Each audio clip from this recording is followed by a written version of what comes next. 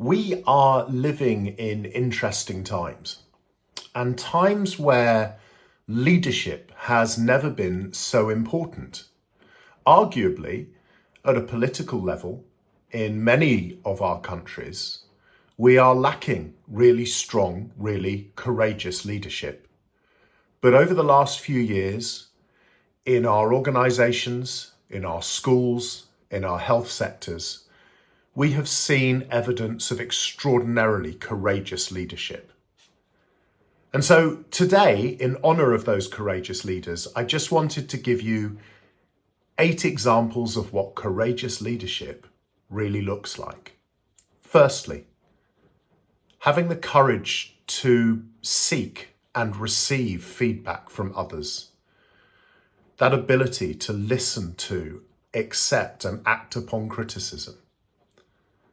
To have the courage of your convictions. You know, when it's getting hot out there, when it's getting tough, to stick by the things you truly believe in, your vision and your values.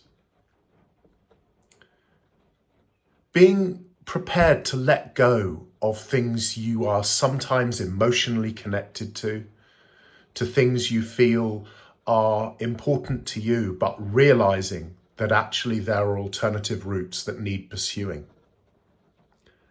Having the courage to innovate. And boy, that's a challenge, particularly when you're under pressure. To move away from simply trying to increase productivity to truly looking to pursue the challenges of the future. Having the courage to admit your mistakes. That's a huge one as a leader, but at the same time so important because it shows you to be human. It shows you to be fallible, which means you're accessible to the people you work with and for. Having the courage to challenge yourself regularly, to think differently, to challenge your own views, your own opinions, to be able to transform the way you think and behave, so that you don't always fight just to stick with your status quo.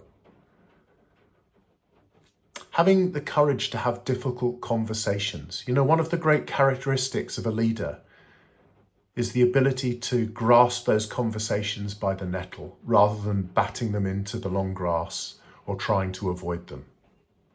And finally, having the courage to step out of unproductive and unhelpful situations, not allowing yourself to get involved sometimes in the office politics and the name calling, in the vilification of certain individuals or teams, and having your ability to step out of those zones and show through your behaviours a different, more productive approach. I just hope that some of the leadership we've seen over the last few years will, in time, transmit to our children, and maybe most importantly, to our future generation of politicians. Anyway, until next time, take care, look after yourselves.